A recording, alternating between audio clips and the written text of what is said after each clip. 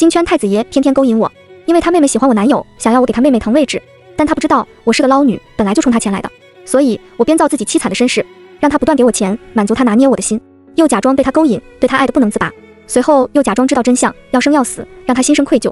等存够了钱，我卷款就跑。后来听闻他封了班找我，后悔自己伤害了我。从火锅店下班已经是晚上10点，马上要回学校附近时，3个混混拦住了我的去路。我丝毫没有要拿出包里电击棍的意思，因为这又是金圈太子爷许向安的把戏。许向安是我室友许向晴的哥哥，他现在已经上班，而我们正在读高3，他经常来请我们吃饭，一来二去我们就认识了。刚开始我还没有意识到不对，直到有一次我发现许向晴在看着我的竹马赵硕发呆。我的竹马自然就是和我一起长大的铁哥们，因为平时我们互相照顾，比如我来大姨妈了，他去弄热水袋给我；我值日，他帮我擦黑板；有男生调戏我，他第一个冲上去要揍人，而我别的女生织围巾送心上人，我也织来送他。他考试考差了，我直接给他补课；他要和别的男生出去玩，我能直接打他，大家就会起哄说他妻管严。我刚开始没懂啥是妻管严，后来才知道他们以为我们是一对，说的是妻管严，我根本不在乎别人怎么看，他也是，我们就这么混着了。但我们俩就是班级默认的一对，直到我发现了许向晴的眼神总是不自觉跟着赵硕走，不管是上课还是体育课或者课间操时，而且许向晴对我的态度也很奇怪，我能感觉他不是真心喜欢我，我的直觉是很准的，但他又对我挺好，比如我生日给我买死贵的礼物，我做什么他都要陪着我，他还提出让我和赵硕跟着他一起上补习课。我之前奇怪，一旦有了许向晴喜欢赵硕的想法后，许向晴一切矛盾又反常的行为就有了解释。他不喜欢我，因为我是赵硕的女朋友；他靠近我，是因为赵硕除了我不和别的女生玩，他只和男生玩。而且高中生，尤其是高3的学生，除了学习还能玩啥？我不是一个单纯的好人，相反，我极其功利。之前高3分宿舍，许向晴和我一间宿舍，我就想过要拉拢讨好他，比如叫他一起去食堂或者去教室什么的。富贵人家手里随便露出一点，就够我吃很久了。但他一开始对我不冷不热，不冷不热就是成为不了朋友的意思，我只能作罢。嘿，没想到他居然自己送上门了。最开始的时候，我想的是直接撮合他和赵硕在一起，但我否决了这个想法。要是我撮合，在用完我之后，他只会把我一脚踢开，并且我就是赵硕身边碍眼的小青梅，是抢走赵硕关怀的死白脸。我不仅不会攀上这个大小姐，还会痛失我忠心耿耿的竹马。我还没想出好的办法，他的哥哥就出现了。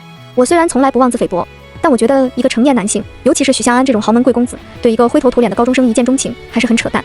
而许向安从一开始请我们宿舍6个女生吃饭，对我就表现得非常殷勤和照顾。他拜托我多帮他看着点许向晴，是他爱玩什么的，然后加了我的微信和电话号码。因为我周末是自己出去打工赚生活费的，我上学晚了1年，所以虽然高3，但已经满了18，1小时25块，在火锅店做服务员8小时就能挣到1周的生活费，吃的节省些，还有剩。还有一天拿来学习备考。后来许向安就经常在晚上开车经过我的火锅店，然后送我回家。最开始我以为他想包我，我连价格都想好了，但我知道许向晴和他关系很好。许向晴是那种能抱着他的胳膊撒娇的妹妹，他也经常在宿舍说他哥出差给他带了什么礼物，或者只要他想吃什么东西，就算是法国的，第2天他哥也能给他空运来，这是我们整个宿舍都知道的事。而且我们也亲口吃过他哥空运过来的马卡龙，真的很甜，比我一辈子吃的东西都甜。但这马卡龙越甜，我心里阴暗的地方滋生的恶念就越多。我想我一定要抓住这对贵人。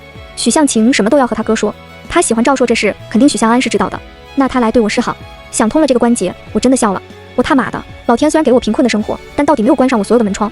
我还确认过，虽然不道德，但大小杰进浴室洗澡的时候，我偷拿了他的手机，他的密码我早就在不经意间见过他解锁，都不需要智商。果然我看到他们俩的聊天记录了。哥，行了，别伤心了，你要喜欢那小子就和他谈，高中生能有什么坚定的感情？我这种成熟的帅哥一勾他，他就立刻放弃那小子了，等那小子失恋你再去安慰。我妹妹想要什么就有什么。我找到了赵硕，和他商量了一下计划，我们隔天就牵着手和许向晴一起去他哥那里吃饭。饭桌上，我和赵硕多年的感情令我们之间默契无比，又是刻意表现，我们就形成了一个只有我们俩的世界，他们俩根本挤不进来。许向晴面色发白，笑得都很勉强。等许向安再次说偶然经过我打工的火锅店时，我立刻拒绝了上车。他挑了下眉，怎么啦？不是说了把我当哥哥就成吗？我攥住衣角，不敢看他的眼睛，这样不好，我自己回去就可以了。他攥住我的手臂，我受惊般挣脱。他举手道歉，对不起，我只是看你这么辛苦，有些心疼。你男朋友呢？我咬着唇。他周末要回家。你怎么不回家？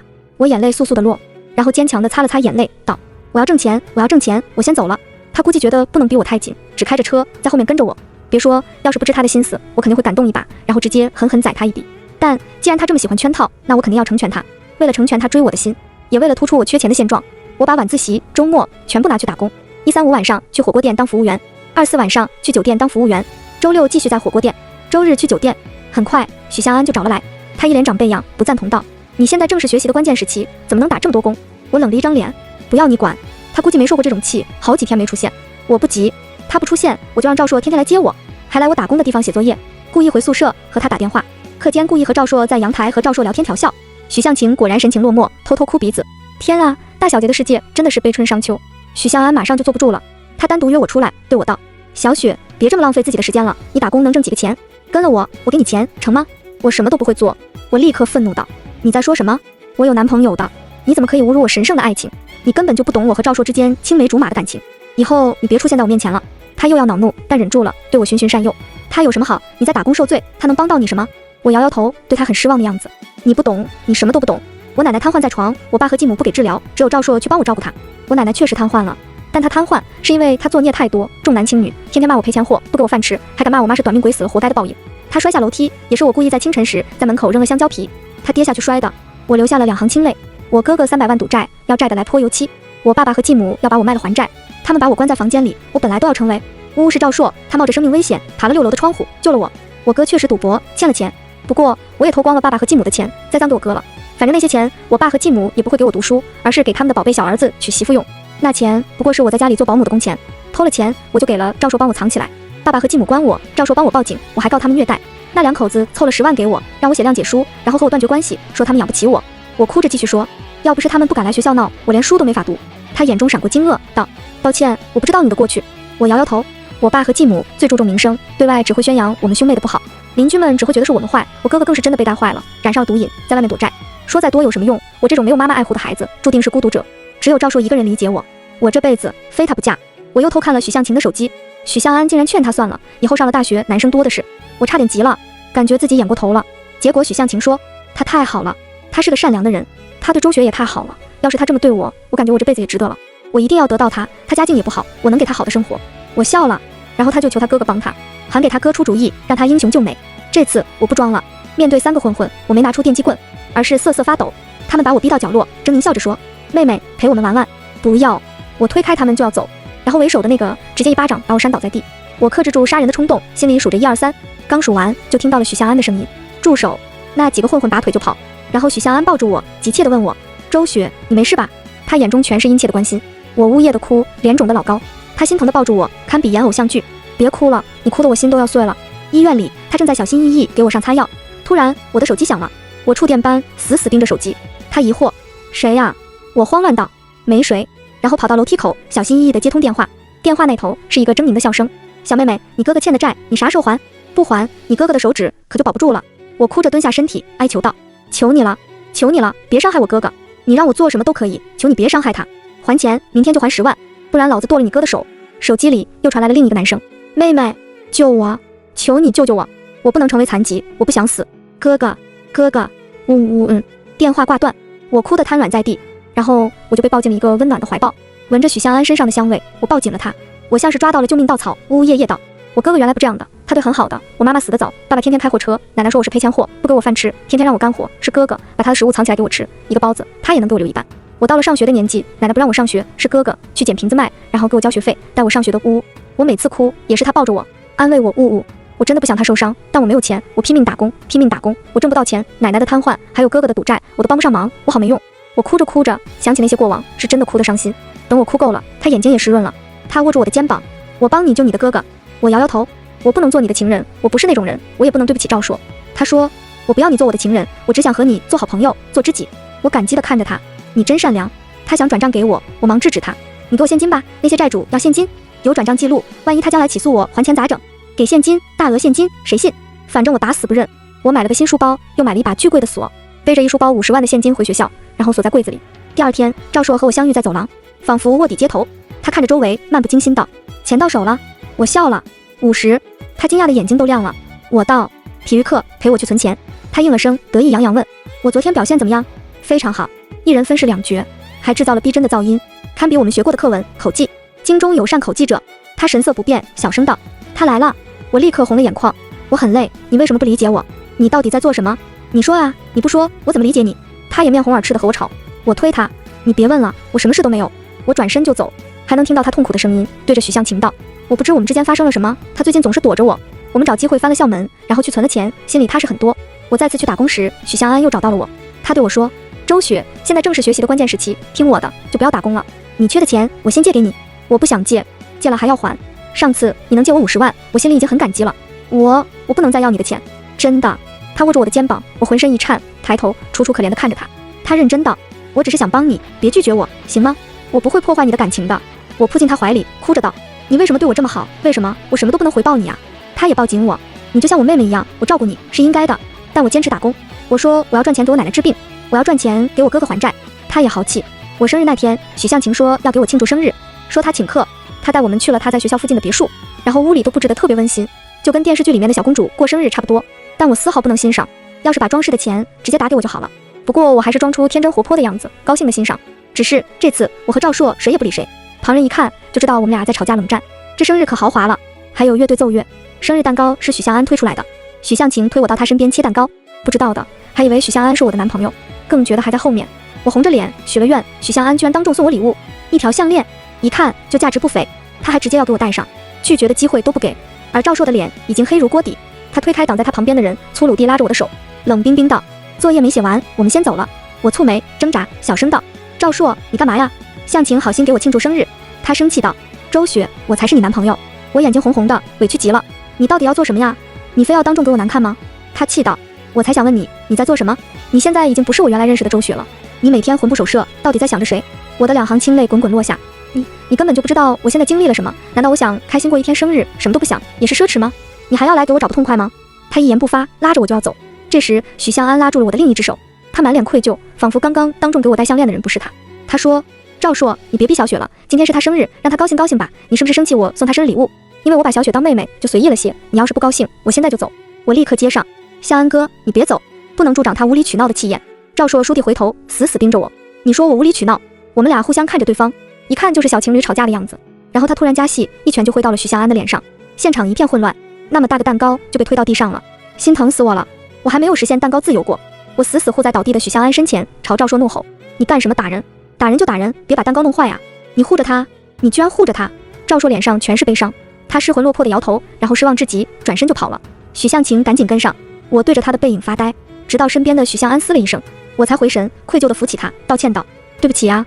跟着来庆祝生日的另外几个同学也走了，只剩我、许向安和满地狼藉。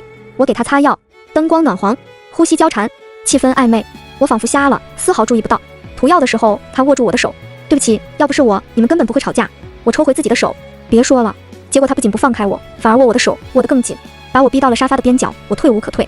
他轻声问我，但是我想知道赵硕刚刚说的话是什么意思？你为了谁魂不守舍？说着他还靠我更近，幸好他没有口臭，不然我真的会破防。我羞涩又欲盖弥彰的不敢看他，嘴硬道，没有谁。他笑了一下，很亲昵的捏我的耳朵，我脸色瞬间爆红，推开他就要走了，但他说，我给你准备了生日礼物，不是已经送了吗？他起身拉住我的手道，这才哪儿到哪儿。确实，这太子爷追人是真的舍得下血本。先到了漫天花海的山谷，然后放了1个小时的烟花，然后直升机来把我们拉到了一个不知名的山上，那里已经有了一顶帐篷，山上气温很低，我们没带棉衣，直升机直接飞走，四周没有人，黑黑的。我娇弱道，向安哥，咱们回去吧，这里好吓人。他拉着我进帐篷，我在心里思考，他要是霸王硬上弓，我报警，他肯定要赔偿几百甚至上千万的可能性。他却打开睡袋，示意我进去，他自己钻旁边的一个睡袋。哦，还是玩纯爱呀。我假装新奇，然后配合。我问他，来这里干嘛？跟个神经病一样，还不如老实回去睡觉。天天打工，我真的很累。他嘘了一声，然后神秘地指向天空，道，看，天上是满天繁星。我看了眼他惊艳的脸，想来是很喜欢了。果然是物质生活足够丰富，才能欣赏美景。我看到这个，就只会在心里翻白眼，跟没见过星星一样。我惊叹，好美，像钻石一样美丽。他的声音在我耳边响起，我想把全世界最美的一切都捧到你的面前。我转头看着他的眼睛，他也含情脉脉地看着我。我们俩半天没动，正当我的脖子已经很麻了时，他吻了过来。时间仿佛静止，我瞪大眼睛看着他近在咫尺的脸，直到他要加深这个吻，我才气喘吁吁推开他，背过身，不再看他，也不再说话。他在我背后悠悠道，今天是我最开心的一天。我默默翻了个白眼。他又道，睡吧，明天早上起来看日出，这里的日出很美。我也真的很困，直接睡了，没有精神，我都怕我有时候接不上周围这群神经病的戏。我感觉自己刚睡着就被人叫醒了，要不是想着钱，我非得扇飞他不可。才早上5点钟，许向安就兴致勃勃地叫我起来，等着看日出。天边一点鱼肚白，他在旁边生火，煮了水，又煮了2碗方便面。然后我又累又冷，还要表现得很新奇、很感动的样子，和他一起幸福地吃面条。他还要帮我擦嘴边的汤汁。日出还行，可以看，但真不至于让我早起又困又冷的看。回去的路上，我们没说话。送我回学校时，他摸摸我的头，温柔地说，回去吧，以后我会给你最美的一切。我问他，像钻石一样美吗？他说，比钻石还美。我回宿舍时就看到等在下面的赵硕，他看到我跑过来问，他没把你怎么样吧？我打了个哈欠，去了山顶看星星又看日出，困死我了。我们俩又小声说了下之后的计划，然后在人越来越多，还有我们同班同学时，我扇了他一巴掌，哭着说你怎么变得这么龌龊？然后我哭着跑回了宿舍。这下所有人都知道我打了赵硕一巴掌。晚上我眼神呆滞地从火锅店出来，许向安果然在门口等我，他抓住我的手臂问你怎么了？我把抱着白纱的手臂背到身后，那时我假装走神，把几十度的水浇在左手上的。他蹙眉，二话不说拉着我就去了医院，医生给我涂了药水，又重新抱好。我眼泪一直在掉。怎么啦？告诉我，我们不是好朋友吗？奶奶的瘫痪还没有治疗，我哥哥的债主又问我要钱，我什么都做不好。赵硕还呜呜，我觉得好辛苦，向安哥呜呜。他心疼地把我抱进怀里，我也抱住他。他在我的手上套上了戒指，一颗星星形状的大钻戒，看得我眼泪哗哗的流。他说记住，我会把所有美好的东西都给你。我们回去时又遇到了上次的几个混混，有个混混冲我过来，手里拿着刀，按照许向安夷敌时的神勇架势，本来应该一脚踢飞小混混，但他偏偏赤身上阵，用身体帮我挡住了刀子，所以最后的结果是他为了保护我，手臂被划伤了，鲜血直流，混混又跑了。高中生真的有这么好骗吗？我陷入了沉思。他又去了医院，护士看到又是我们，小声嘀咕，感觉你们俩互相克对方，见面就有血光之灾。我顿了顿，假装没听见，许向安也假装没听见。我一直在哭，你为什么要这么傻？为什么？一边哭一边质问他。他估计流血有点多，脸色苍白，任由我指责。我骂够了，他一把拉着我，把我按在他胸口，他也埋头在我颈间，小声道，只要你好好的就行。我哇一声大哭起来，抱他抱得更紧，我声音哽咽，带着哭腔，你要是出了事，我怎么办？我怎么办？你有没有为我考虑过？呜呜，你这个大坏蛋，大坏蛋！不哭了，不哭了，我是大坏蛋，我是大坏蛋。说实话，我的哭戏绝对非常有感染力，因为许向安眼睛也湿润了，这次他不是演戏，他捧着我的脸，用他没受伤那只手给我擦眼泪，轻声问，我有这么重要？我一头扎进他的怀里，死死抱住了他，声音软糯，哀求道，怎么办？许向安，我不能失去你，只要想到我会失去你，我就要发疯了。他把我从他怀里拉出来，好像在拉面条。他不可置信道，你说什么？我深情款款看着他，捧着他的脸亲了上去，半晌问道，我喜欢你，许向安，我喜欢你。随即他不顾失血过多的低血糖，直接按着我就亲。等他真的晕了，我才吊着我的左手，一脸伤残的准备去洗手间洗洗嘴。刚刚那个护士又跑过来了，一脸八卦的问，哎，小妹妹，你们刚刚演网剧的吗？是不是不想借场地，在我们医院蹭？摄像头在哪里呢？你们这剧也太狗血了，叫啥名？我得去搜来看看。不过别说，你们俩这台词虽然很狗血，但说的是真的好，演戏很有感染力呀。哎，你叫啥名字？能帮我签名不？你肯定以后能大火。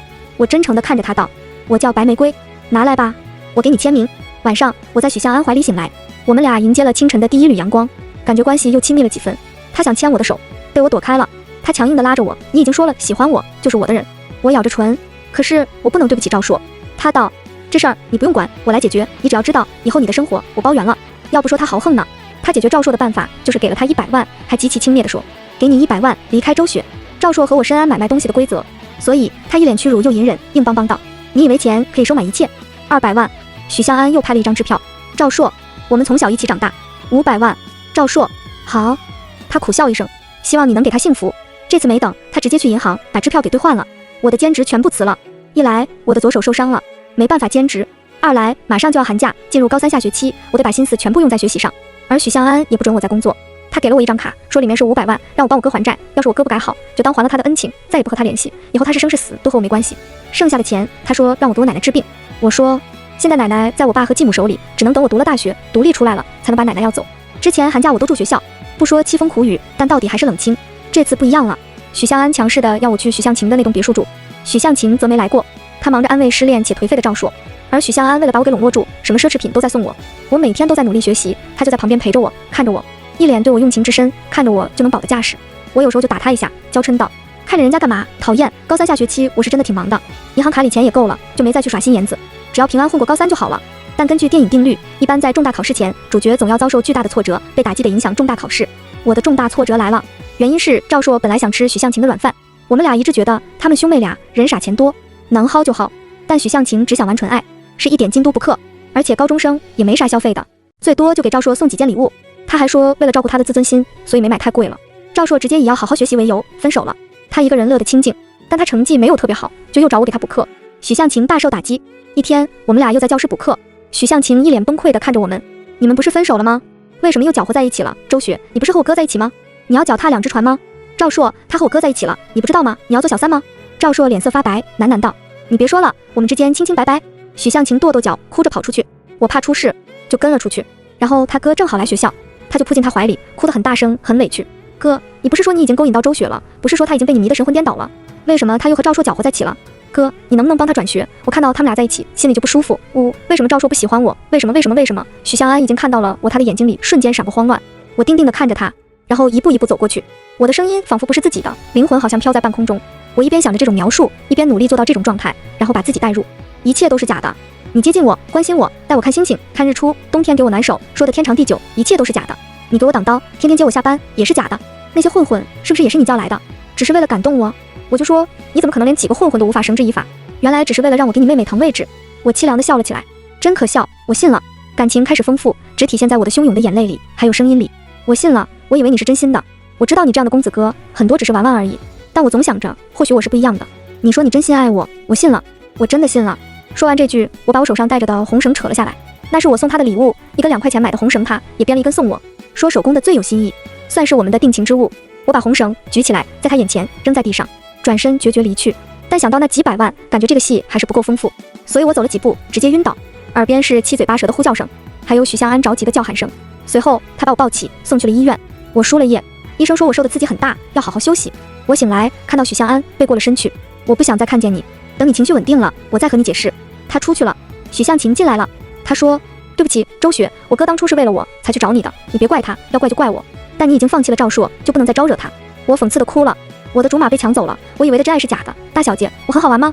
我捂住胸口，做出痛苦状，凄惨道：“你放心，我也不想再看到你们，麻烦你们别再出现在我生活里，不然我就去把你心爱的赵硕给勾引回来。”我听到他在门外劝他哥，你先让他冷静一下，马上就要高考了，等他考完了再和他解释吧，行吗？他们俩离开了，输了液，我也自己回学校了。这下安静了，不过我还是天天哭。大家都知道我受了重大打击，心态崩了。班主任还找我谈话，安慰我。我一脸生无可恋，已经患上了重度抑郁的样子。大家都觉得我高考完了。高考结束，我在外面租了个小房子等成绩。结果许向晴又来了，他送来了一个果然大学的录取通知书。他说：“周雪，你走吧，我哥不会真的和你在一起，我们家也不会接受你这样身份的人。赵硕是我的，我也不可能让他和你复合。这个大学很好，就当弥补对你的亏欠。”我死抓住那个通知书，我本想来等高考成绩出来了，把成绩啥的一起寄过去申请，没想到他居然直接就拿到了。我狐疑道：“你能拿到这个？”他轻蔑道：“这种东西对我家来说轻而易举，我爸给他们学校每年都捐款，拿几个入学名额不成问题。那你怎么不自己去？赵硕要在这里读，我要陪着他，他是我的。”我叹了口气，赵硕也可以去国外呀，之前他不去是因为没钱，现在他有钱了，本来他想等成绩出来我们俩一起申请的。离开前，许向晴还给我一笔钱，他说：“我要你保证不要和赵硕联系。”我屈辱地点点头。上了飞机，我看着我的银行卡余额笑了，我就说多和有钱人打交道有好处吧。番外一，成为他的白月光。周雪消失了，许向安疯了一样找人，他早就在不知不觉间真的爱上了他，只是他以为自己为了许向晴才和他在一起，他会莫名想起他，然后想着他小鹿一样扎进他的怀里，好像是冲进了他的心里。他泪眼朦胧地说他死了，他怎么办的时候，他的心里软得一塌糊涂。他本以为他要在国内上大学，便一直在查国内的信息，等过了大学报到时间，才知道他没去上大学。他心里想，难道他为了躲避自己，逃避自己，连大学也不上了吗？直到知道他出了国，他立刻想出去找他，但他爸妈早就不满，他为了个黄毛丫头大动干戈，要死要活的，直接把他的证件扣了，又把他的名字列入了禁止出国人员名单中。这下他还真的出不去了。许向安很是颓废了一段时间，醉生梦死。他觉得周雪为了躲避自己离开故土，一定是伤心绝望，又知道许向晴做了什么，更加觉得他们俩被棒打鸳鸯是苦命情侣，他就是被自己家人逼走且受尽委屈。随着时间的推移，他成了他心目中的白月光，成了他得不到的爱。他以身设局，最后自己已深陷其中。番外二，童年，周雪妈妈病死了，她妈妈生前和爸爸感情很好，两人如胶似漆。妈妈死后，周爸在第4个月就娶了新人回家，刚开始日子还行，虽然没有安全感，但家里还算和睦。直到继母怀孕生子，周雪和哥哥就成了家里的下人，每天要干活，要被打被骂，吃不饱穿不暖，浑身脏兮兮。周爸就跟瞎了一样，看不到他们俩受罪，心全在继母和新的孩子身上。周雪心中的憎恨在疯狂增长。继母第2胎的时候，他故意买了条蛇扔进他的被窝里，买蛇的钱是他偷拿的，蛇是赵硕去买了给他的。反正继母经常污蔑他偷钱，他也挨了好多个耳光。他长大以后想起来自己那么小小的一只，被大人扇得好像风中的落叶，就恨不得杀了他们。继母被蛇吓得流产，他躲在房间笑得灿烂。他受了多少委屈，他就要继母的儿子遭多少罪。他故意在那群喜欢抢钱的混混面前和同学说继母给弟弟很多钱，弟弟比他小3岁，还是一个小学。弟弟每天都被欺负，被抢钱，被打，他高兴死了。弟弟在家里欺负他，他就要他在学校被欺负。他把他的作业偷偷撕烂，老师觉得弟弟成绩不好，还态度不端正，更加被同学孤立。继母也没好到哪里去，他偷继母的手机，给他公司的好几个男同事发暧昧信息，然后继母被几个男同事的老婆挠破了脸，还被公司开除，人家还来小区闹，继母名声臭了。还被周爸打了。他重新找的工作又累又要时间很长，那些男同事妻子把继母的事迹宣扬出去，继母又开始被歧视，还有人占他便宜，他也不敢说。周爸不能用这个招数。周雪和赵硕年纪一样，赵硕出了个主意，他们俩去偷了赵硕爸爸的壮阳药，很猛的剂量，直接下在了周爸的牛奶里。周爸差点口吐白沫死了，不过他没死，只是不行了。继母天天给他戴绿帽，继母又怀孕了，被周爸打到流产，周爸也没得到好，被继母嚷嚷的整个小区都知道他不行了。赵硕的爸爸是个赌鬼加酒鬼，天天在外赌博喝酒，输了钱喝了酒回家打赵硕和他妈妈。他们两人心中的恶念在越来越大，因为他们不相信恶有恶报了。既然别人恶，为啥他们不能恶？他们要比任何人都坏。赵硕爸爸经常赌博，赵硕和周雪跟踪了他好几天，终于得到机会。两个6年级的学生从彼此眼中看到了兴奋，他们用赵硕爸爸的电话报警，警察抓了赌博的。赵硕爸爸也被抓了，因为他以赌博为业，直接进了局子。因为被开赌局的人查到是赵硕爸爸举报的，他在牢里又遭到了惨烈的报复。周雪和赵硕神清气爽，两人吃着雪糕，吹着和风。周雪弟弟经过，自从被周雪一巴掌按在厕所打了一个上午，喝了马桶里的水后，弟弟再也不敢对周雪放肆，也不敢告状。周雪一个眼神过去，他就把自己今天没被抢的零花钱交了上去。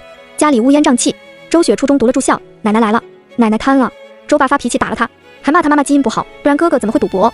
周爸第2天就被人套了麻袋，两人拿着木棍打得欢乐。不要低估初中生的体力，周爸脸上的骨头被打坏了一块，他的脸看起来就跟残疾一样，非常丑陋。但周雪喜欢看他的脸。周雪和赵硕聊天，他们还记得小时候被所有人夸是好孩子，他们被深渊凝视，也成了深渊。许向安和许向晴居然和这种环境出来的他们谈感情，他们只觉得可笑，他们是不是爱情？不知道，但他们是世界上最了解彼此的人。被打时，他们能看到对方；报仇时，他们也能看到对方。他们不会劝对方放下，只会说真想杀光所有人。但随着周爸和继母在连番打击中越来越萎靡不振和苍老，周雪和赵硕伪装的好学生得到了老师同学的一致喜欢，他们知道了更广阔的天地，知道了他们的人生不是在泥淖中，他们愿意放下过去，前提是拿到钱。他们会在泥唇中开出最美丽的花。番外3，再次相遇是周雪站在台上领奖，经过赵硕的介绍，她成功进入了娱乐圈。因为长相出众，演技逼真的不能再真，又有赵硕资源的加持，她直接起飞。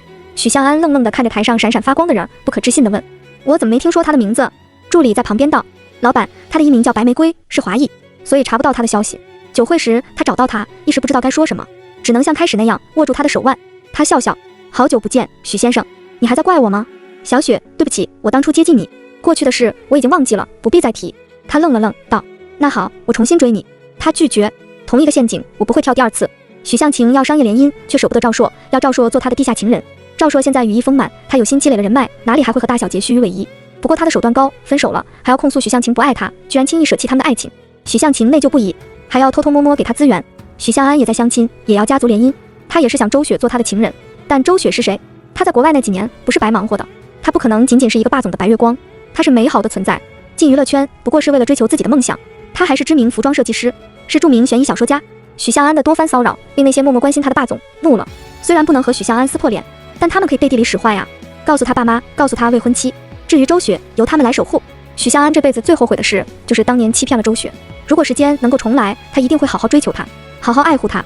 他想起她，总觉得爱意和愧疚盈满胸腔，但他知道自己为了家族的利益，不得不把这份感情珍藏在心里。许向晴也是一样的心情，他们睡在配偶身边，但心里都想着自己的白月光，那才是他们真正的爱情。他们都是懦弱的人，背叛了自己的爱情。与此同时，周雪和赵硕正在奢华的别墅内，壁炉燃着，舒缓的音乐放着，他们干了一杯，然后笑得肆意，人生易如反掌。全文完。